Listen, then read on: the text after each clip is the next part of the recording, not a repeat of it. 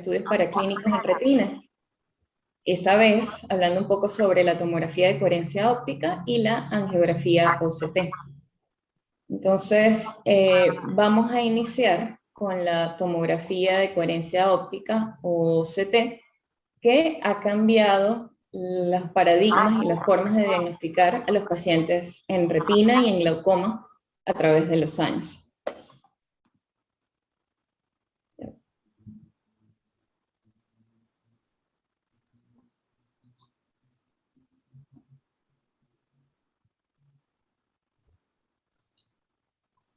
Ok, entonces tenemos que la OCT es un estudio de imagen no invasiva de no contacto que nos proporciona imágenes del tejido retiniano con muy alta resolución espacial, micrométrica en realidad, y es por ello que se ha comparado con una biopsia óptica en vivo. Nos proporciona un corte transversal de la retina que no solo puede ser analizado desde el punto de vista morfológico o cualitativo, sino también desde el punto de vista cuantitativo. Y esto lo hace gracias a la interferometría de baja coherencia con la emisión de un haz infrarrojo, permitiendo discriminar elementos celulares de acelulares y permitiendo el estudio entonces de retina, de coroides y de segmento anterior. Para empezar, debemos comenzar desde el inicio en la historia y remontarnos a 1887, cuando Albert Michelson y Edward Morley fueron los pioneros o los primeros que describieron mediante una serie de experimentos el principio de la interferometría óptica, que es el principio físico por el que se basan todos los tomógrafos que fueron hechos a través del tiempo. Tuvieron que pasar casi 100 años para que David Hwang pudiera realizar la primera OCT en muestras de tejido post-mortem, de muestras de retina y muestras de arterias coronarias. Y hasta 1991 es cuando realmente se logra con éxito obtener la primera OCT de retina en un paciente in vivo. A partir de allí surge una carrera tecnológica por hacer equipos cada vez más avanzados, con más resolución, con menor velocidad para obtener las imágenes. Y es así como surgieron los equipos de primera generación en el 93, que posteriormente se hacen comerciales, los de segunda generación en el 2000 y los de tercera generación en el 2002, hasta llegar al 2014, cuando se hace comercial la angiografía OCT, que también ha tenido cambios hasta el día de hoy. La tomografía de coherencia óptica se divide en dos grandes ramas, la de dominio del tiempo, o time domain, y la de dominio de Fournier, que a su vez se subdivide en dominio espectral o láser de barrido, según el principio físico por el cual esté actuando. Para entender esto es necesario comprender entonces ese primer invento, hace tantos años, del interferómetro de Michelson. La interferometría es la medición de la diferencia entre ondas ópticas en este caso. Entonces lo que hace Michelson es aplicar una luz coherente, es decir, una luz con la misma longitud de onda, la misma amplitud, una luz predecible en el tiempo, y reflejarla en un espejo reflector para dividirla a su vez en dos haces. Entonces de una luz obtenemos dos haces. Uno que va a un espejo de muestra con una distancia conocida y otro hacia un espejo de referencia que es móvil, que se mueve y que va al lugar que queremos estudiar. En el caso del ojo, pues a la retina.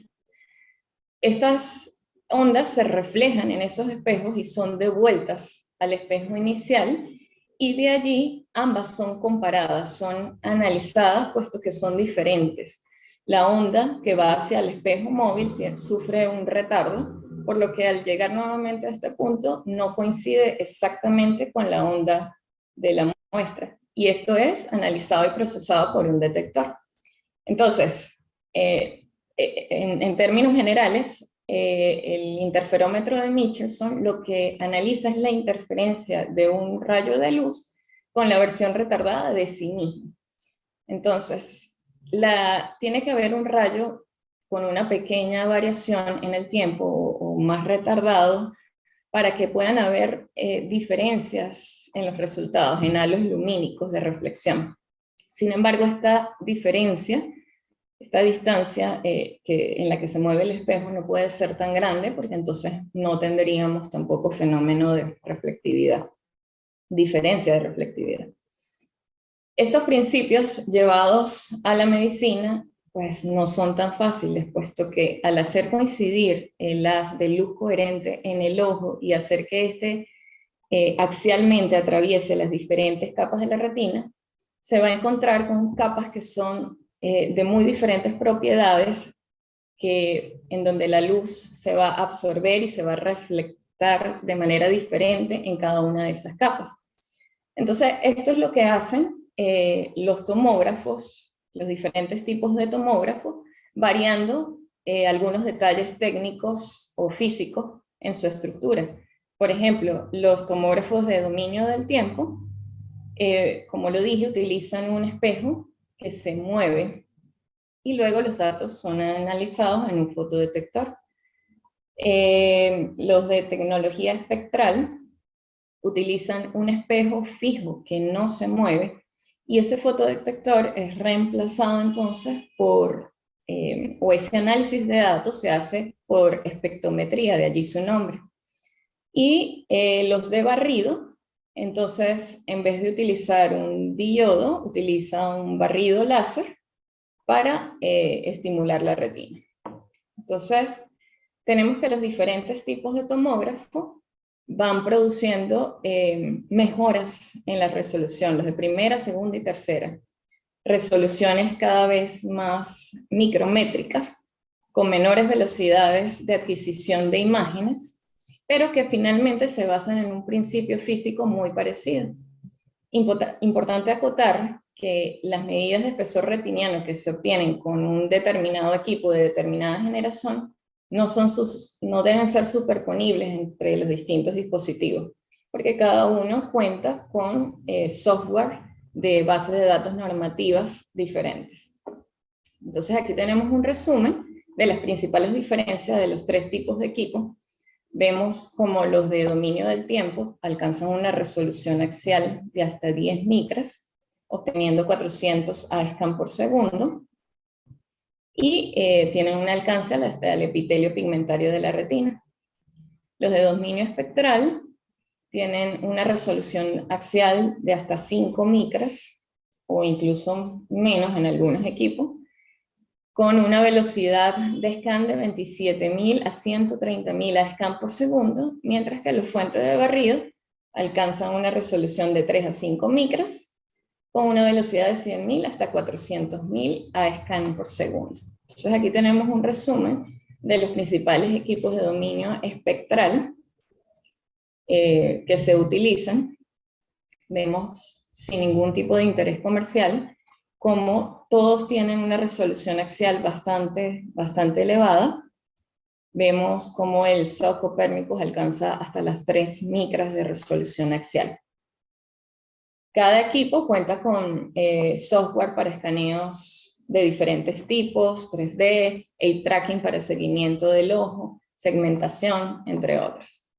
Entonces, para entender un poquito más los principios de ese examen que vamos a realizar, tenemos que tomar en cuenta que el haz de luz va a incidir sobre las diferentes capas de la retina, va a penetrar de forma diferente cada una de esas capas en un mismo punto, y a esto es lo que se le denomina A-scan. Cuando hacemos varios A-scan en una misma línea recta, es posible obtener un B-scan. Y si sumamos varios B-scan, podemos obtener una visualización de un corte transversal de la retina bastante fácil de interpretar. Entonces, una vez que tenemos la suma de esos B-scan, podemos obtener una imagen de un cubo tridimensional con los diferentes ejes, un eje X o transversal, un eje Y completamente perpendicular a este y un eje Z que nos habla de la profundidad. Los equipos de última generación, muchos de ellos cuentan con software para imágenes de C-scan, multimodales o volumétricos, que nos permiten obtener imágenes 3D de diferentes segmentos de la retina e incluso angiografía. Entonces, repasando esto, tenemos que los cortes A-scan es un corte axial en un mismo punto. Por supuesto, 1D en una dimensión. El B-scan es varios barridos A-scan, varios cortes A-scan, que nos proporciona un corte transversal de la retina, mientras que un scan volumétrico o 3D, entonces nos va a permitir actuar más sobre ese nivel Z y ver la tridimensionalidad de los diferentes segmentos o capas que queremos estudiar. En resumen de todo lo explicado anteriormente, podemos decir que el principio de funcionamiento de un OCT se basa en la emisión de un haz de luz de alta longitud de onda, que es dividido en dos haces diferentes. Uno de ellos hacia un espejo de referencia y el otro hacia el paciente, hacia la retina a estudiar. La reflexión de estos dos haces y la diferencia que hay entre ellas es analizada. La interferencia de estos haces es procesada y analizada por un interferómetro. Esa distancia va a ser diferente dependiendo de las propiedades de cada una de las capas del tejido a estudiar. Y luego estos resultados van a ser comparados con una base de datos normativa que tiene cada equipo determinado. Y finalmente representado en un informe en una escala de mapas y gráficas en escala logarítmica de colores y de grises. En cuanto a los protocolos de escaneo de barrido retiniano que se utilizan para obtener esas imágenes, pueden haber hasta 19 tipos diferentes. Y la que se utilice va a depender más de los gustos de la persona que realiza el examen o de lo que queramos buscar en el examen. Sin embargo, las más utilizadas son el raster, por ejemplo, o el radial lines en los diferentes equipos. Aquí tenemos otros modelos de protocolos en equipos diferentes. Y ya para empezar con la interpretación de esa imagen obtenida por OCT, tenemos que es importante analizar primero que nada la confiabilidad de este estudio. Corroborar que los datos demográficos que están en el estudio son los correspondientes realmente al de nuestro paciente. Esto es muy importante debido a que estos resultados van a ser comparados en la base de datos con pacientes o resultados de pacientes con esa misma edad y esa misma etnia. Debemos saber si nuestro estudio es o no de alta calidad, y esto lo sabemos según la señal de intensidad o signal streak que tenga el estudio. La mayoría de los equipos coinciden en que esa señal de intensidad debe ser superior a 6 para considerarlo confiable. Mientras más alto, del 0 al 10, mientras más alto, mayor calidad y confiabilidad. Asimismo, debemos descartar la presencia de artefactos que puedan interferir con la interpretación del estudio. Pasamos a un análisis cualitativo, donde debemos analizar la morfología, contornos de esa retina, la estructura con los segmentos o capas de esa retina y la reflectividad que tiene cada una de esas capas. Buscando alteraciones en cada uno de estos ítems. Y finalmente pasamos a un análisis cuantitativo, donde valoramos los mapas de grosor, los mapas de desviación y la segmentación. Entonces tenemos que el índice de calidad, diferenciado por estas siglas en diferentes equipos, toma valores en el rango de 0 a 10. Entonces aquí lo podemos ver. Un IQ de 10 me habla de un estudio de muy alta calidad. En cambio, un rango no valorable no me habla a favor de que ese estudio es confiable. Para interpretar un OCT, ya no es como en la angiografía que hablamos de hiperfluorescencia o hipofluorescencia, sino que vamos a hablar de reflectividad. Reflectividad alta, media o baja. En los equipos puede medirse en escalas de grises o en escalas de colores. Hablamos de una alta reflectividad cuando tenemos en la escala de grises colores más blancos y en la de colores como el rojo o el amarillo. Hablamos de reflectividad media en el equipo de gris con grises de tonalidades medias, o de verde y amarillo en un equipo de color, en una foto de color. Y de hiporreflectividad, en el caso de escala de grises, con el negro, y azul en la de color. Entonces, ¿qué es importante? Saber que las diferentes capas de la retina van a tener reflectividad diferente. Algunas van a ser hiperreflectivas, otras hiporreflectivas y otras tendrán reflectividad media. A grandes rasgos, las membranas limitantes siempre van a ser hiperreflectivas, membrana limitante interna y membrana limitante externa. Asimismo, las estructuras hiperreflectivas podemos resumirlas en la capa de fibras nerviosas, capas plexiforme interna y externa, elipsoide, y el complejo del epitelio pigmentario de la retina y la membrana de Bruch.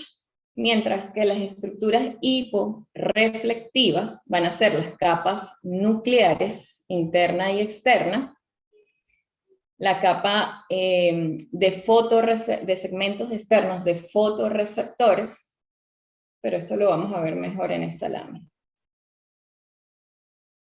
Entonces, en otra lámina. Entonces, en cuanto a la interpretación, dependiendo del escaneo que se haga, la flecha nos va a indicar la dirección en la que se está haciendo la exploración. Si es de inferior a superior, de temporal a nasal, para cada uno de los escaneos.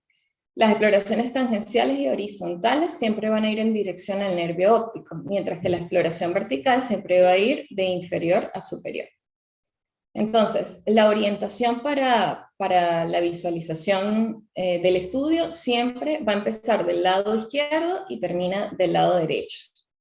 Entonces, es importante saber si el corte se hizo de forma horizontal, vertical o diagonal, para saber qué estamos leyendo. De manera tal que en tomografías donde se hace...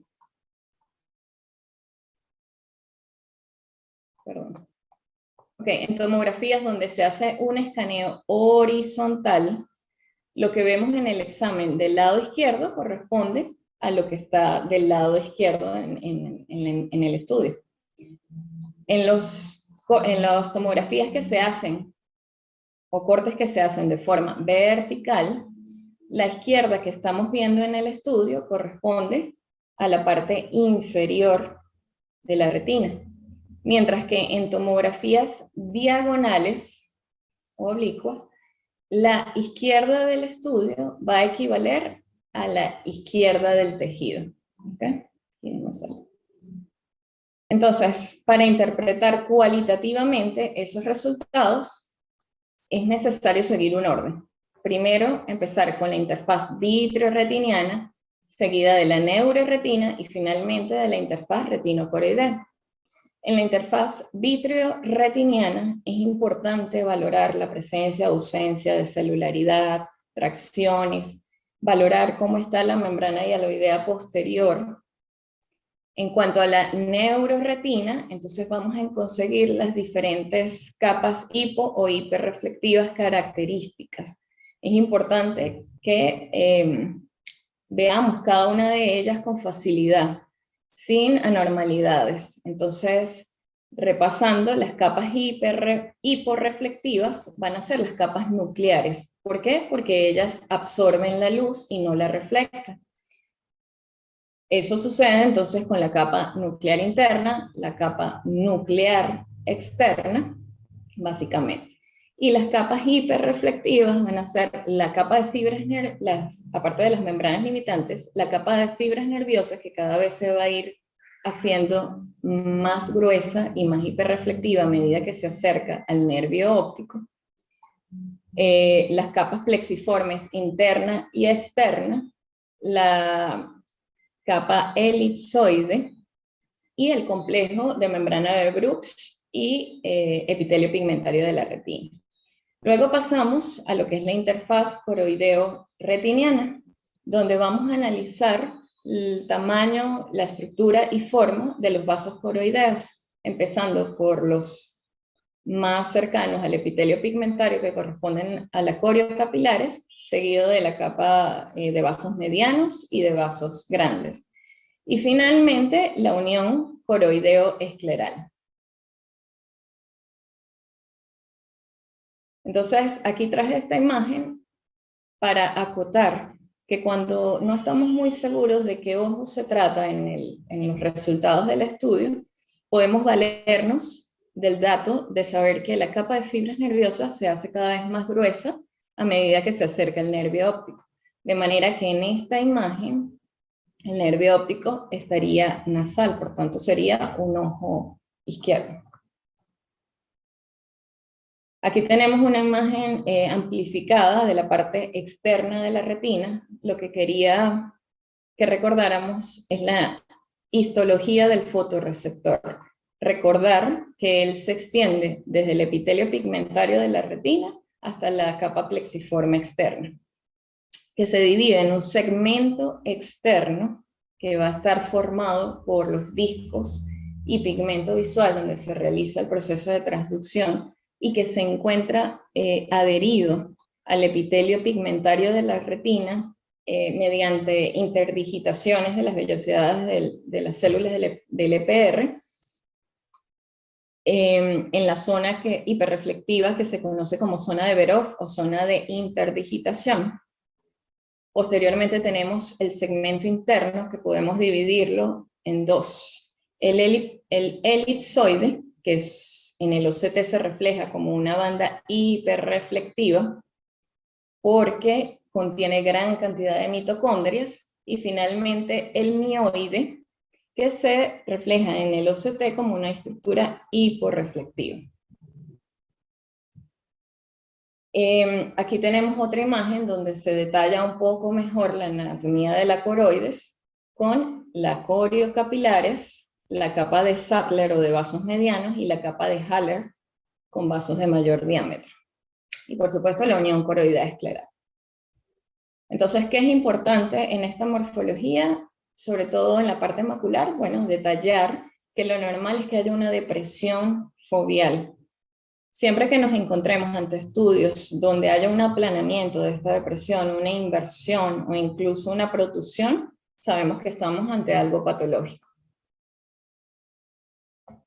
Pasando entonces al análisis cuantitativo, vamos a tener diferentes mediciones en los diferentes ejes, frontal en face, diferentes segmentaciones según la capa que queramos analizar, y vamos a obtener finalmente mapas de espesor o de grosor retinal, bien sea total, de la capa de fibras nerviosas, de las células ganglionares, de la retina interna o de la retina externa. También mapas de topografía muscular, desviación y significación retiniana, así como deformidades del epitelio pigmentario de la retina. Lo importante es que vamos a poder cuantificar las dimensiones, la superficie y el volumen de las estructuras mediante topografía, espesor y volumetría.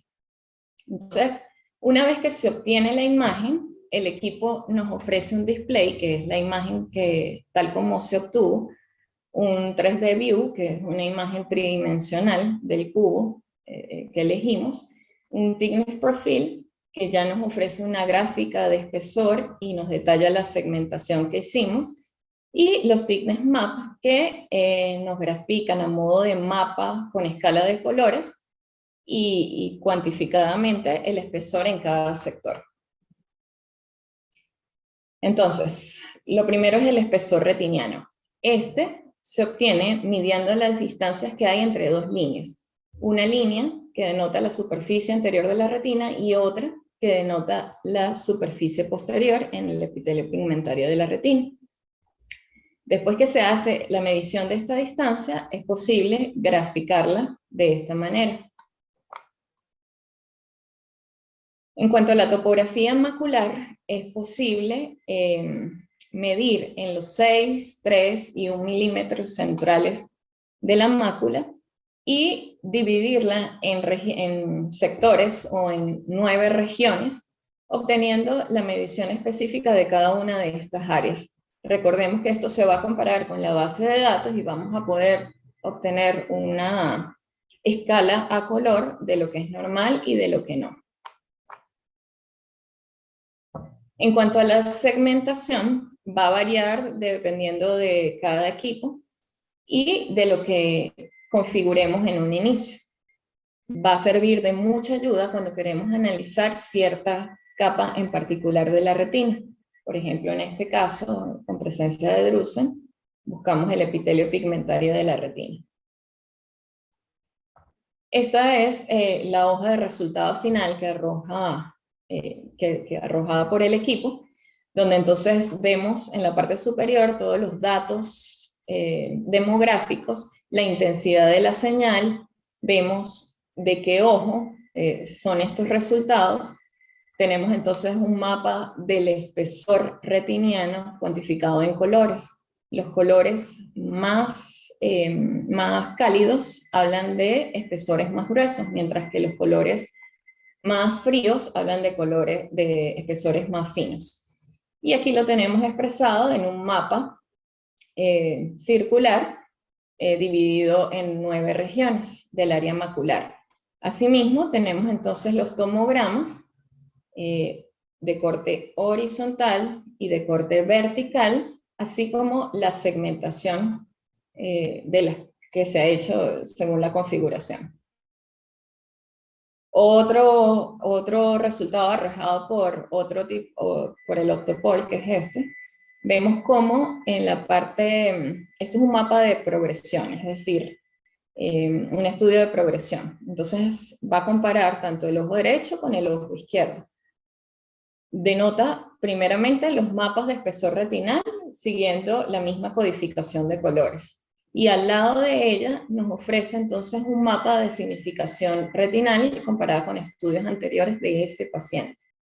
En la parte inferior entonces nos ofrece mapa de deformación del epitelio pigmentario y una gráfica de sectores, de espesores por sectores.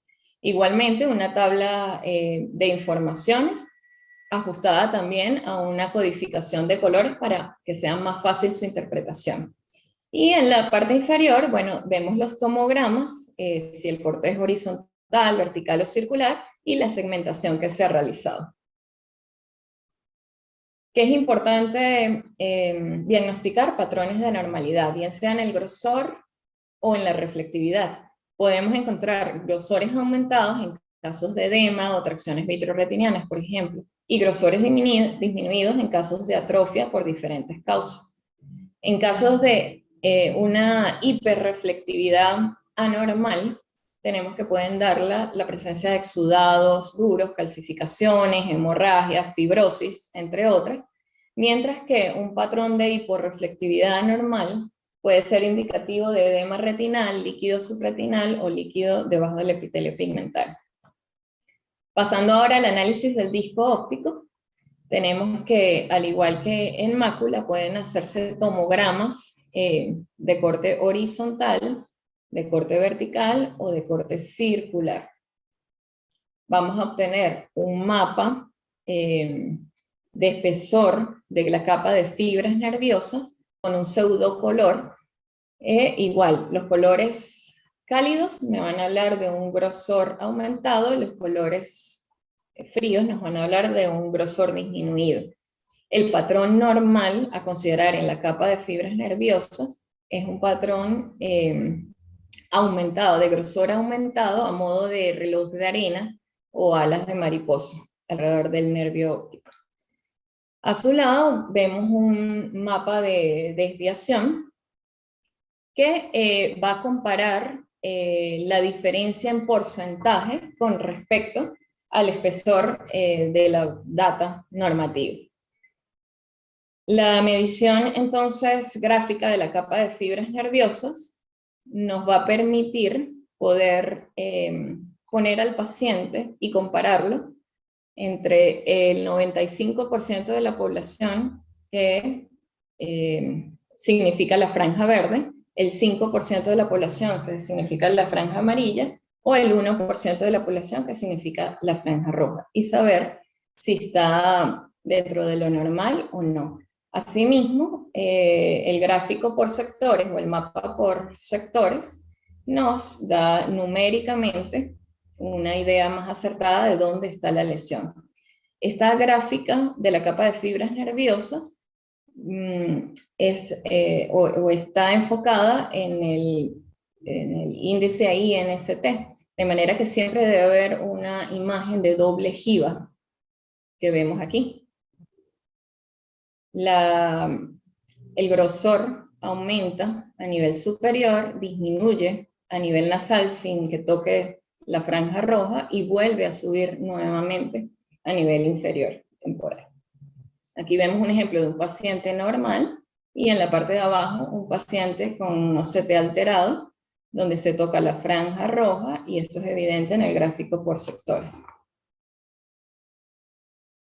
Aquí tenemos entonces otro informe de resultados, donde podemos ver entonces el mapa de espesor retinal y comparar ojo derecho con ojo izquierdo.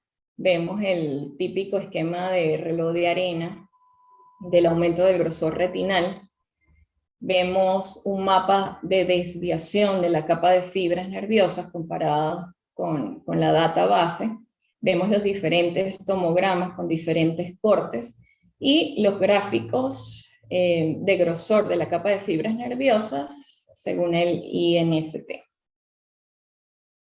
Tenemos otro ejemplo de resultados, esta vez del Optopol, donde igualmente obtenemos un mapa de espesor retiniano con codificación de colores, un mapa de significación o de desviación con un cuadro de información de datos que también es codificado a colores para una mejor interpretación, y la gráfica por sectores de esto.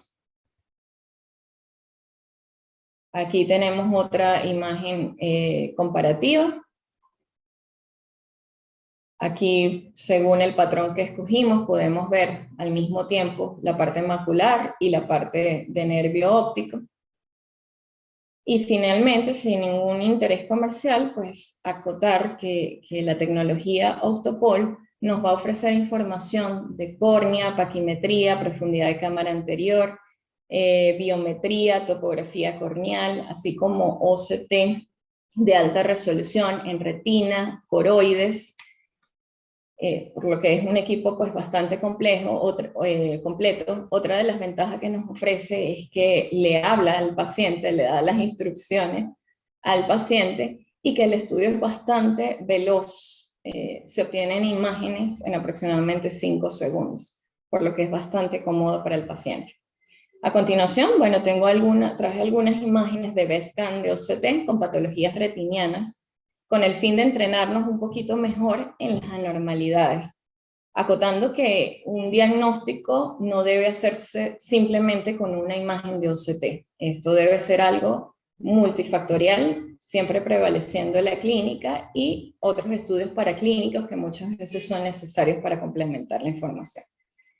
Empezando entonces con la tracción vitreomacular, donde vemos en todas las imágenes cómo hay una clara alteración de la interfaz vítreo-retiniana, con una membrana hialoidea posterior que no está completamente separada de la retina, sino que por el contrario está muy fuertemente adherida al área central, lo que está provocando una tracción y una deformidad de lo que es la trama neuroretiniana y por supuesto de la fobia, ocasionando edema intrarretiniano. En el caso de las membranas epirretinianas, estas pueden diagnosticarse fácilmente en OCT como bandas muy hiperreflectivas, muy densas, de contornos bien definidos, en contacto directo con la superficie interna de la retina. Ella provoca tracción sobre la membrana limitante interna, de manera que puede provocar oftalmológicamente pliegues retinales. Esos pliegues retinales pueden verse en OCT como estas estructuras hipofluorescentes muy adheridas a la membrana epirretiniana. Vemos cómo hay una alteración del perfil retiniano con una ausencia de depresión foveal y un edema difuso de todas las capas. En el caso de los pseudo agujeros y agujeros maculares, vemos Primero, en las imágenes superiores, el caso de pseudo agujeros. Están siempre en relación con una membrana epirretiniana preexistente con un defecto focal central, lo que hace que impresione que hay un aumento o una profundización de la depresión foveal sin una real pérdida de las capas retinianas. Esto se conserva, por eso se llama pseudo agujero. En el caso ya de los agujeros maculares, vemos que sí hay una pérdida real de las capas retinianas, dependiendo del grado o estadio del agujero macular. De manera tal que en esta imagen podemos ver un agujero macular lamelar, donde hay una cavidad que ha alterado las capas neuroretinianas, provocando edema quístico, que se abre horizontalmente a modo de hendidura y que aumenta el diámetro de ese agujero macular. Luego tenemos una imagen de un agujero macular estadio 2, caracterizado por este pequeño flap que se ve en el borde. Aquí ya no hay ninguna capa retiniana y solo se evidencia el epitelio pigmentario de la retina aumentado de reflectividad porque precisamente no hay nada delante o anterior a él. Vemos cómo los bordes de esa retina están edematizados quísticamente, engrosados y sobresalen hacia la cavidad vitrea. Posteriormente, este flap va a desprenderse y en los estadios finales de agujero macular vemos como no hay nada de tejido retiniano en esa cavidad, solo está un epitelio pigmentario de la retina, con bordes neuroretinianos edematizados, con cavidades quísticas, sobre todo en las capas nucleares interna y externa, y pues a mayor diámetro, mayor severidad. En el caso del edema macular diabético, vemos cómo hay una alteración en las dos imágenes del grosor retiniano, una alteración difusa del grosor retiniano. Hay ausencia de la depresión foveal y acumulaciones quísticas en cada una de las capas, como vemos aquí, principalmente en el área central. También podemos ver algunas imágenes hiperfluorescentes puntiformes que corresponden probablemente a exudados en un paciente con retinopatía diabética no proliferativa. Si lo comparamos con un edema macular pseudofáquico, tenemos que también hay una pérdida del contorno macular normal, con ausencia de la depresión foveal, con múltiples imágenes quísticas, sobre todo en las capas nucleares, y que en este caso podemos ver incluso la presencia de líquido subretiniano. Esto siempre relacionado con el antecedente quirúrgico del paciente. En el caso de las oclusiones de rama venosa, tenemos como hay una gran inflamación, un gran edema de toda la neuroretina, de todas las capas. Hay, vemos aquí un edema quístico, un quiste un cistoide bilobulado que ocupa toda la región central. Vemos como hay quistes más redondos y pequeños en la capa plexiforme interna y quistes más grandes e irregulares en la nuclear externa. Asimismo, líquido subretiniano y alteración de todas las capas de la retina. En contraste con una oclusión arterial, vemos que también se produce un edema retiniano, pero este va a estar dirigido o va a estar presente es en las capas más internas de la retina, capa de fibras nerviosas, células ganglionares, nuclear y plexiforme interna, ocasionando una sombra posterior bastante marcada que nos impide ver en detalle las capas posteriores de la retina. Esto en contraste con la retina normal, pues vemos que hay un aumento marcado del grosor. En el caso de las drusas, por ejemplo, en un paciente con degeneración macular asociada a la edad seca, Vemos que pueden determinarse como excreciones convexas adheridas al epitelio pigmentario de la retina, bastante hiperreflectivas, pero que no alteran la morfología normal de las capas de la retina y que no deben estar acompañadas tampoco ni de líquido subretiniano ni de edema retiniano, y esta es la principal característica que diferencia, por ejemplo, una membrana neovascular en el OCT. Entonces, en cuanto a las membranas neovasculares coroideas, tenemos que, dependiendo si son clásicas o ocultas, van a dar diferentes patrones.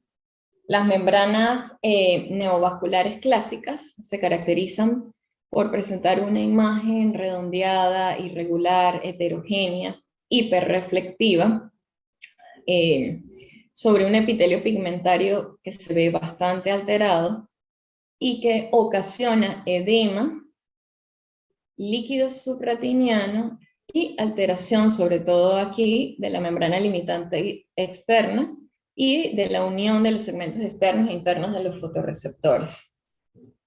En el caso de las membranas neovasculares ocultas, que son un poquito más difíciles de diagnosticar, sí, de visualizar, tenemos que se presentan como deformaciones hiperreflectivas del epitelio pigmentario de la retina sobre un EPR que probablemente está roto, muy alterado.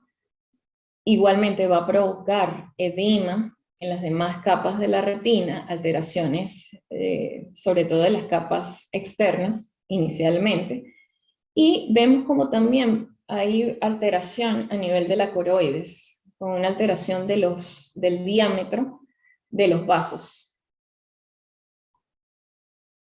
En los casos de corioretinopatía serosa central idiopática, se va a caracterizar por dos cosas. Una, la presencia de líquido subretiniano, sin prácticamente alteraciones en las capas retinianas. De hecho, aquí se ve que todavía se conserva la depresión foveal, y alteraciones irregulares en el epitelio pigmentario retiniano. Aquí es importante mencionar también que pueden evidenciarse ciertas como granulaciones o irregularidades hiperreflectivas en la cara posterior de la retina. Estas irregularidades se deben a la separación traumática o el arrancamiento de los fotorreceptores del epitelio pigmentario de la retina por ese líquido subretiniano. También podemos valorar casos de inflamación del polo posterior. En este caso, por toxoplasmosis. Vemos primeramente que hay una alteración en la interfaz vitreoretiniana dada por bandas vítreas y un aumento de la celularidad en vítreo. Vemos cómo estas bandas deforman, traccionan y deforman la anatomía retiniana, y cómo hay un edema difuso en absolutamente todas las capas, alterando la morfología de esta. Podemos ver también que hay un aumento de la hiperreflectividad del tejido conectivo entre los vasos coroideos. En esta otra imagen vemos una imagen nodular hiperreflectiva rodeada por edema bastante difuso que altera todas las capas y que básicamente está dado por esto, por un proceso inflamatorio de tipo infeccioso. En cuanto a alteraciones que podamos evaluar en el disco óptico, tenemos por ejemplo la valoración de los pits del nervio óptico, fosetas del nervio óptico, que pueden visualizarse como un delgado canal hiporreflectivo entre la cavidad del desprendimiento seroso de retina que normalmente o que muy frecuentemente lo acompaña, y la cabeza del nervio óptico. En el caso de papiledemas vemos como hay una alteración total de la histología normal del disco óptico. Vemos que hay un engrosamiento de la cabeza del nervio óptico y que ésta se proyecta hacia la cavidad vítrea, haciendo difícil la demarcación de sus bordes. En el caso de los drusen, vemos como también hay una alteración de la morfología normal del disco óptico, con presencia de lesiones hiporreflectivas que dejan una gran sombra posterior. Entonces, pasando ahora a lo que es el angio-OCT, tenemos que es un estudio que representa o nos ofrece una representación gráfica de vasos sanguíneos a partir de imágenes previas obtenidas por OCT. Son imágenes de muy alta resolución, tanto de la circulación de la retina como de la coroides, y no es invasiva, es decir, no utiliza un medio de contraste como la angiografía con fluoresceína. Ella es capaz de determinar el flujo intraluminal de manera estática en el tiempo y mostrar imágenes segmentadas tridimensionales. Sus principios se basan en que se basa de utilizar el flujo vascular dentro de la circulación retiniana y coroidea como si fuera un colorante o un contraste intrínseco. Ella utiliza un algoritmo que permite exaltar todas las estructuras en movimiento en ese escaneo y sombrea las estructuras que son inmóviles, de manera que se tiene un alto contraste entre la parte vascular y no vascular. Adquiere 5 rápidos B-scan en un mismo punto y es capaz de medir la diferencia de movimiento. Aquí se habla de información no de reflexión, sino de correlación de amplitudes cuando se da una señal. Y nos puede ofrecer información cuantitativa como la densidad de vasos sanguíneos en cierta capa, medidas del área vascular e índice de flujo. Entonces, tenemos que los elementos formes de la sangre son las únicas estructuras que están en movimiento constante dentro del fondo de ojo. Y la imagen que se capta se basa justo en esto. La imagen es generada por la diferencia de contraste, entonces, entre las células que se mueven dentro del vaso sanguíneo y el resto del tejido neuroretiniano que se mantiene fijo. Está indicada en una amplia variedad de patologías que van desde la retinopatía diabética y degeneraciones maculares, como por supuesto en oclusiones vasculares, arteriales y venosas. Aquí hablamos más de decorrelación o no decorrelación. Decorrelación cuando obtenemos imágenes que se ven blancas en el estudio y no decorrelación para aquellas que se ven negras. Entonces, recordando un poquito de la anatomía vascular de la retina para poder entender el estudio, tenemos que esa retina se puede diferenciar en 2 capas. Una retina vascular interna y una retina avascular externa. A su vez, la retina vascular interna se puede subdividir en 2 plexos vasculares, uno más superficial y otro más profundo. De manera tal que en este esquema, lo vemos un poco mejor representado, tenemos que el complejo vascular superficial va a estar proporcionado a su vez por 2 plexos. Un plexo peripapilar superficial, que es este de aquí arriba y que está en la capa de fibras nerviosas y sigue la disposición paralela de estas fibras, y otro, un plexo superficial propiamente dicho, que va a estar en la capa de células ganglionares. Ambos plexos forman entonces el complejo vascular superficial. Aquí tenemos el peripapilar y aquí tenemos el superficial. Y más profundamente, a ambas caras de la plexiforme interna, tenemos entonces la capa vascular intermedia, que se encuentra en los procesos de las células bipolares, y un plexo más profundo, o plexo profundo propiamente dicho, que está justo en la parte más profunda, y que podemos verlo acá. Entonces, importante acotar que entre el plexo superficial y el plexo profundo existen anastomosis normales capaces de comunicar todos los sistemas. A medida que se hace más profundo, aumenta la densidad de capilares. De manera tal que aquí tenemos imágenes de angio-OCT que nos muestran entonces, en resumen, lo que sería el plexo vascular superficial, el plexo vascular profundo, lo que sería la parte de la retina vascular o epitelio pigmentario de la retina, y lo que sería la coriocapilaris.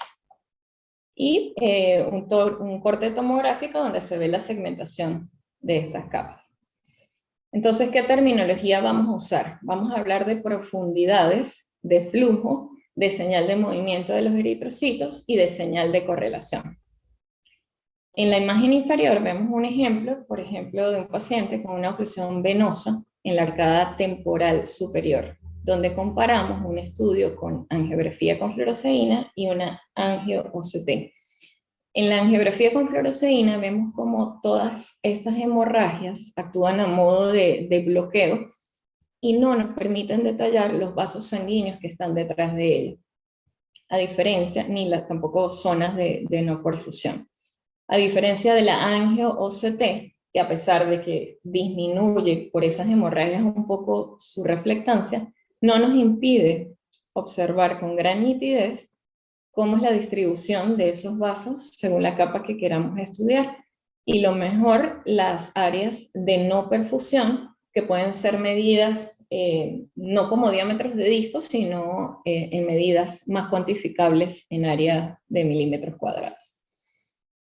Podemos utilizar patrones de diferentes diámetros según lo que necesitemos. Así podemos usar el de 3 por 3 milímetros, que es el más indicado si buscamos patologías maculares, o más grandes. Aquí lo vemos de 2 milímetros, de 3, de 6 o de 8. Entonces, lo primero es tener un OCT previo y una visualización en face, o sea, de un corte coronal de OCT de las diferentes capas donde se va a hacer la angiografía. Aquí tenemos entonces un corte de la capa de fibras en face, de la capa de fibras nerviosas, y vemos la parte del plexo superficial del vascular de la retina. En este vemos uno un poquito más profundo, en el plexo profundo, en este en el área del epitelio pigmentario de la retina, y en este una imagen de la coriocapilaris.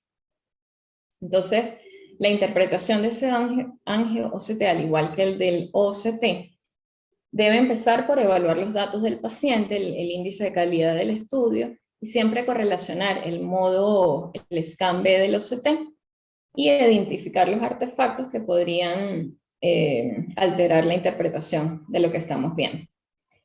La interpretación cualitativa, entonces vamos a ir analizando morfológicamente cada una de estas capas, en cuanto a flujo, de correlación, morfología, arquitectura, áreas de no perfusión y de textura. Entonces vemos que la red capilar radial peripapilar, que es la más superficial, que se encuentra en la capa de fibras nerviosas, sigue o trata de seguir una distribución paralela a la capa de fibras nerviosas. Son vasos finos, delgados, que siguen esta disposición. En el plexo vascular superficial propiamente dicho, tenemos que ya vemos vasos de mayor diámetro, de mayor volumen, muy bien definidos, de buena correlación, que están en la capa, más hacia la capa de células ganglionares. ¿Okay? Y que respetan o que parecen rodear la zona vascular foveal sin pasar sus límites. Yéndonos un poco más profundo, tenemos el plexo vascular intermedio, donde ya no vemos tan marcados esos vasos de las arcadas, sino que ya vemos más en detalle los capilares retinianos, que igualmente respetan esa zona vascular. A medida que avancemos en profundidad, no deberíamos ver los primeros vasos superficiales. Ya en un plexo vascular profundo vemos que hay una densidad bastante alta de capilares retinianos. En el epitelio pigmentario de la retina no debe haber normalmente ninguna presencia de vasos. Y en la coroides vamos a ver alteraciones de texturas, quizás según los vasos coroideos de la coriocapilares, que son más pequeños. los medianos o de la capa de Sattler, y los vasos grandes, de diámetro grande, de la capa de Haller. Entonces, el estudio finalmente nos arroja unos resultados del plexo vascular superficial, del plexo vascular profundo, del epitelio pigmentario de la retina y de la core capilares. Asimismo, un corte en phase y en mapa de colores para realzar el contraste y sea más fácil la identificación de los vasos que estamos viendo. Asimismo, un tomograma que especifica la dirección y la segmentación que ha hecho de cada una de esas capas. En cuanto a la interpretación cuantitativa, tenemos que valorar la densidad de los vasos sanguíneos que hay en cierta área, áreas que no presenten flujo y áreas que presenten al contrario un flujo excesivo. Lo va a cuantificar y también a analizar comparativamente. Entonces, en cuanto al mapa de densidad, tenemos que los colores cálidos van a hablar de una densidad, los colores cálidos una alta densidad vascular, mientras que los colores fríos una baja densidad vascular. De esta manera podemos denotar con más facilidad entonces las zonas de no perfusión. Las zonas de no perfusión normal, que sería la zona vascular foveal, y, o zonas alteradas de no perfusión alrededor de ella. Tenemos entonces que esas áreas sin perfusión o sin flujo pueden ser teñidas de color para su más fácil interpretación y medición. Asimismo, el equipo es capaz de resaltar las áreas que tienen un flujo anómalo o un aumento del flujo vascular, como en el caso de una membrana neovascular. Entonces, las zonas de mayor interés van a ser la zona avascular foveal, la vascularización anormal que se presente y las zonas de no perfusión.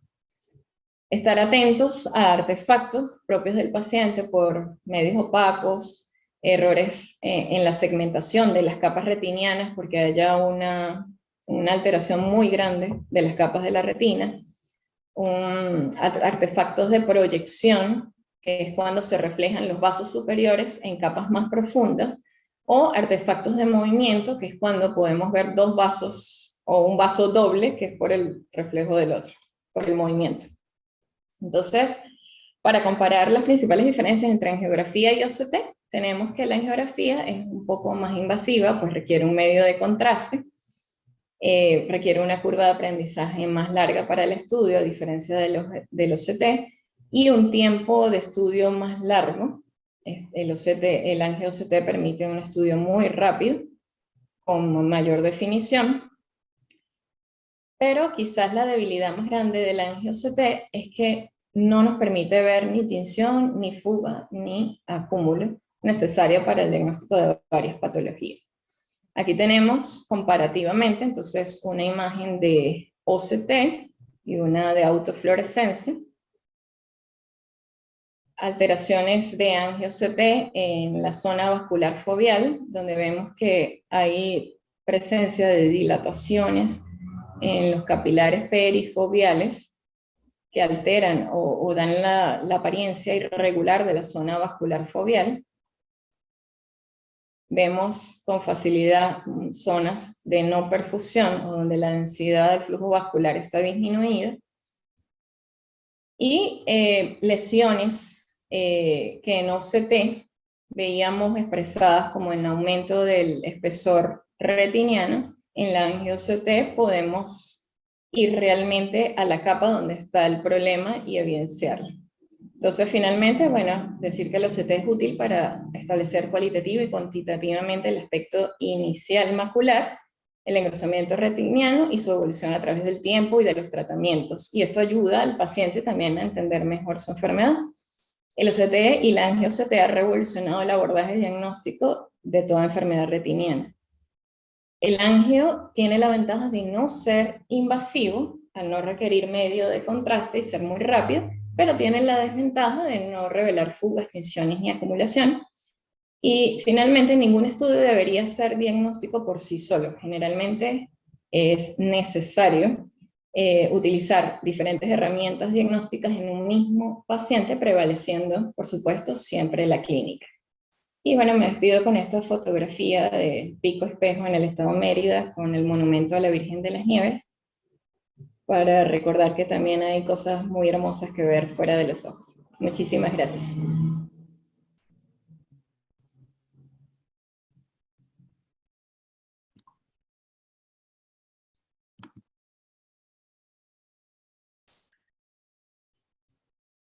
Bueno, Guzmari, muy bonita la charla, muy completo. Creo que es un tema bastante extenso el que estamos cubriendo el día de hoy. Pues son tecnologías que en realidad nos ayudan a entender gradualmente la fisiopatología de todos los procesos que estamos viendo a nivel médico, a nivel de la retina. Acotar algunas cositas porque esta es la parte más técnica de lo que estamos comenzando a evaluar de estudios. Y es que, bueno, estos estudios tienen la gran ventaja que también nos ayudan a tener una alta reproducibilidad al pedirlos en forma seriada a los pacientes, cosa que hoy hacemos frecuentemente en, por ejemplo, membranas neovasculares coroideas, degeneración macular, etcétera, ¿no? El estudio nos permite, digamos, que tener zonas de referencia donde el mismo equipo puede anclarse y repetir la toma de las medidas para hacer estudios comparativos. Eso es muy, muy útil también, ¿no? La otra cosa importante en estas tecnologías también nos dan una capacidad de nosotros poder modificar algunos patrones de grosor de las capas. Es decir, si por ejemplo tenemos interferencia a nivel del vitrio, como vitreitis o hialitis asteroide o algo por el estilo, y el equipo no nos está midiendo en forma satisfactoria los grosores que queremos, tenemos forma de modificar o, digamos, tomar anclajes de la misma infraestructura de la plataforma del equipo y poder medir los grosores o llevar las líneas divisorias a los puntos donde nosotros pensamos que debe estar la imagen que nosotros queremos evaluar. Eso es importante poderlo tener también en presente, ¿no? Con respecto bueno, comparación, hemos visto en las imágenes que presentaste, que están muy bonitas todas, como hay evolución en las diferentes adquisición de imágenes con mayor nitidez en estudios más recientes que en los iniciales. Sin embargo, es importante también ver que la reproducibilidad esta de que estábamos hablando, cuando la vamos a tomar para factores de evaluar un paciente, es preferible siempre utilizar el mismo equipo o un equipo similar al que se hizo el estudio original. Es muy difícil medir progresión o mejoría en equipos que tienen tecnologías diferentes, porque no vamos a tener en realidad un patrón reproducible de comparación porque los equipos tienen diferentes, digamos, incluso tecnología para los volúmenes que están midiendo, diferente discriminación de grosores. Entonces, es importante tratar de pedir un estudio que comparativamente nos permita el mismo equipo medir la patología que estamos siguiendo, ¿no? Bueno, la data normalizada habíamos quedado, que yo te hice una pregunta cuando lo revisamos antes, y es que si había data normalizada para poblaciones pediátricas, que si ya estaban las tablas. Sí las hay, pero va a depender de la configuración que se le dé en particular a cada equipo. De manera general, la mayoría de los equipos está estandarizado con bases normativas de población de adultos, no de niños. Sin embargo, sí han habido muchos estudios, muchas comparaciones, sí las hay, pero no de base. Hay que conseguirlas y ponerlas al estudio. Exacto. Bueno, lo otro aquí, bueno, como una evaluación preoperatoria para pacientes que van a cirugía de catarata, etcétera. Esto es, digamos que en mi forma de verlo, un estudio muy interesante porque muchas veces nos permite detectar alteraciones que se nos hubiesen pasado. Entonces, claro, por cuestión de costo es muy difícil pedirle un OCT a todo paciente que va a una cirugía de catarata. Y ahí probablemente hoy en día nos guiamos mucho por la parte clínica de preguntarle al paciente los síntomas antes de indicarle el estudio. Pero he tenido la experiencia de pacientes que de repente tenían pocas alteraciones y uno le pide el estudio y observa atracciones vitromaculares o adherencias vitromaculares que no las hubiese diagnosticado si no lo pedía, ¿no? Entonces, bueno, dicen allí, por allí, que para lentes premium está indicado pedir siempre un OCT. Bueno, en realidad yo no sé si el lente premium hace que el estudio esté justificado o no. Yo creo que en todo paciente es importante que si uno sospecha cualquier cosa, definitivamente trate de descartar antes de ir a operar, ¿no? Que es como está la retina. Con respecto a, bueno, las nuevas tecnologías también últimamente apuntan al uso del OCT en forma intraoperatoria. Entonces, hoy en día ya tenemos, por ejemplo, OCT asistidos en quirófano que nos ayudan al cirujano en el mismo momento en que está haciendo la cirugía, poder guiarse por imágenes de OCT para saber exactamente cómo está el avance o lo que está logrando con la cirugía en el momento en que la está realizando. Todavía, bueno, yo no he contado con esa tecnología a mi disposición, pero sí he visto estudios y seminarios donde se presenta y la verdad es que es una belleza cuando uno la ve utilizada, ¿no? Y bueno, y con respecto al uso del angio-OCT, ahorita tenemos en la clínica el equipo y estamos comenzando, digamos, que a pedir o a tratar de gradualmente establecer los protocolos de las capas que queremos ir evaluando para poder presentar en algún momento, digamos que cuadros comparativos de diferentes patologías. Y esto es algo que en realidad, bueno, como está toda la experiencia se viene acumulando, es algo que estamos aprendiendo sobre la marcha, pero es algo que verdaderamente también es apasionante porque gradualmente estas tecnologías, en la medida en que logremos adquirir las imágenes en una forma más eficiente y más rápida y procesarlas mejor, irán gradualmente sustituyendo de repente tecnologías más invasivas como la FRG. La limitante ahorita está en la adquisición rápida de las imágenes que nos ayude a hacer secuencial, una imagen que nos ayude a hacer tipo video, mucho más rápida. Entonces tenemos una segmentación que no nos ayuda de repente a ver fugas en forma dinámica. Sin embargo, la angio-OCT nos permite ver a qué nivel y en qué capa vascular están sucediéndose los trastornos, cosa que en un FRG es muy difícil precisar porque no tenemos, digamos que, evaluación de profundidad definida en forma tan impecable como lo puede hacer un OCT. Bueno, yo te felicito, me parece que está muy bonito el seminario. Y bueno, si alguien tiene algo que preguntar.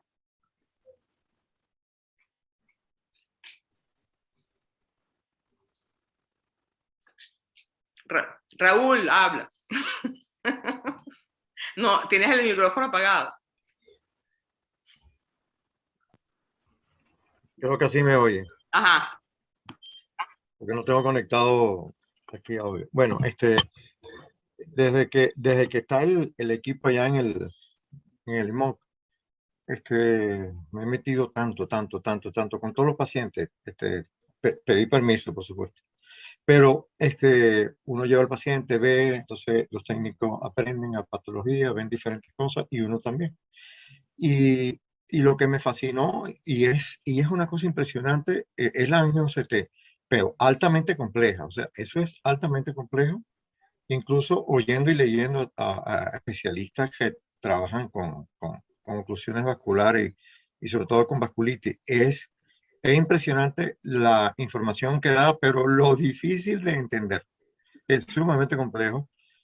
Yo estoy en una etapa totalmente de aprendizaje, pero yendo. Yo les recomiendo, cada vez que tengan un paciente, vayan con nuestro técnico, con nuestro técnico estrella y véanlo, ¿no?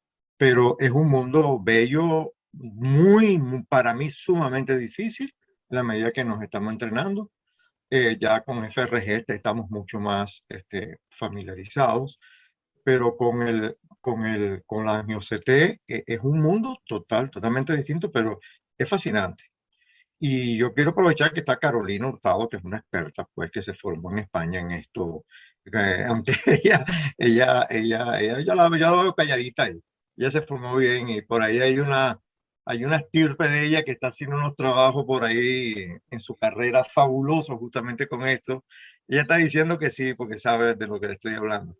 ¿Qué opinas tú, Carolina, de esto que has visto comparado con esos 12 estratos y lo que estamos viendo ahorita, que es un mundo fabuloso? Sí, bueno, yo cuando estuve en España y tuve la oportunidad en el año 2000, suena horriblemente lejos, de comenzar a entrenarme en OCT,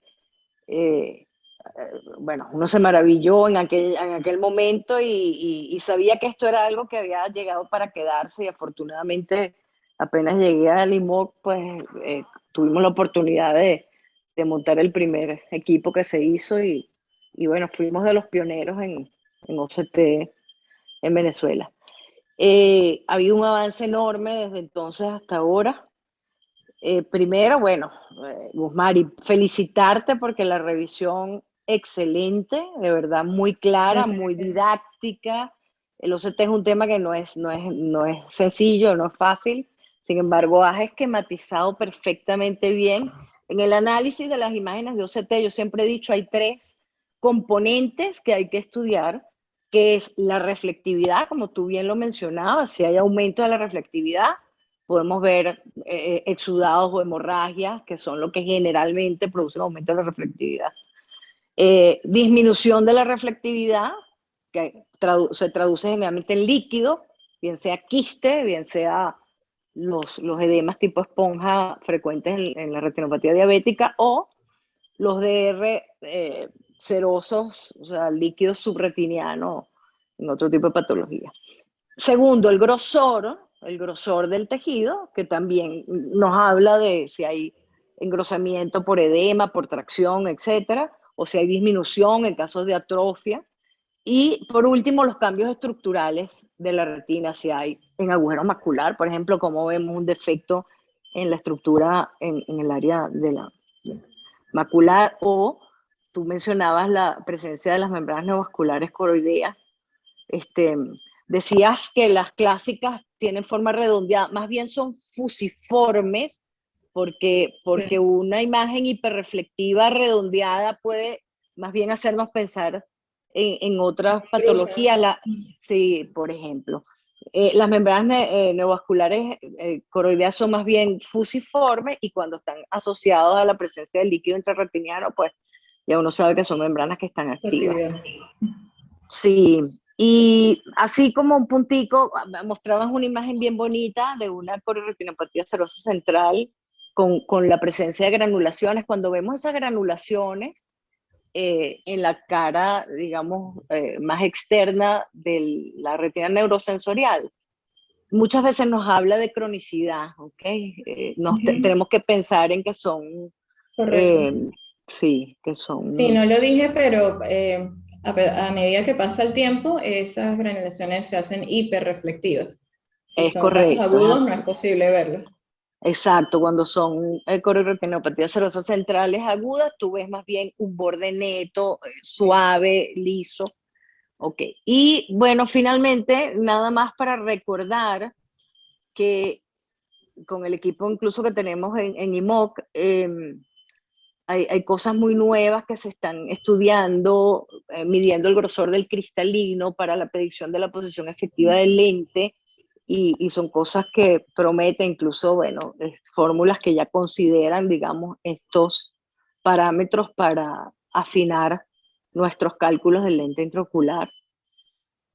Correcto. Sé que el seminario era de retina, pero mencionaste algo también del segmento Sí, sí. anterior y bueno, que no se nos olvide que también está esa parte que apenas está, digamos, comenzando de unos años para acá reciente y que también promete muchas cosas buenas. Así es, Pedro. Guzmari, disculpa que no te felicité, pero honestamente que te super felicito. O sea, fue una exposición, no de verdad, o sea, fue brillante. Cubrir todo lo que cubriste no es sencillo. Entenderlo y explicarlo mucho más. O sea, ser un docente como fuiste una persona sumamente docente, se entendió perfectamente bien, perfectamente. Te explicaste muy bien, unas gráficas fabulosas. Yo te felicito porque ese mundo en el que uno se mete ahí y quiere hurgar y entenderlo, y cuando te estaba viendo decía, ojalá yo hubiera oído esto hace como 4 o 5 meses atrás, porque, claro, ya ha pasado tiempo, o 5, no sé, y lo hiciste de una manera ejemplar y con la asesoría excelente, María Elisa, de Sí. verdad hicieron un trabajo Muchísimas espectacular gracias, las dos. doctor. Yo particularmente las felicito de verdad, porque esto es un tema bien, Muchísimas gracias, doctor. Disculpen lo extenso, pero es un no, tema excelente. bastante complejo y traté de resumirlo lo más que pude. No, muy Y lo bueno. hiciste muy bien, porque aquí hay materia, bueno, para un buen rato. Sí, es muy extenso. De hecho, quería mostrar más patologías en angio-CT, pero se iba a hacer demasiado. No, y vuelvo a demasiado. repetir, de la mano de María Belicia Baldó, por eso dije, la felicito a ambas. Fue una excelente Sí, exposición, sí, honestamente, doctor. de verdad. Y mira, uno ha oído bastante Gracias a la doctora por también. ahí. Yo las felicito a las dos, de verdad, fue muy bueno. Y Carolina Hurtado por ahí con su experiencia. Encantado, qué bueno. Claro que sí. Bueno, me despido de ustedes, pues. Bueno, me agradezco Muchísimas gracias a todos. aporte y la verdad es que esto lo que hace es enriquecer y yo creo que, bueno, las felicitaciones están allí, Guzmán, y la verdad es que muy bonito el seminario. Y a usted también, doctora. Y bueno, estamos entonces en esto. Gracias a todos por haber asistido, muchísimas gracias y bueno, nos vemos en la próxima.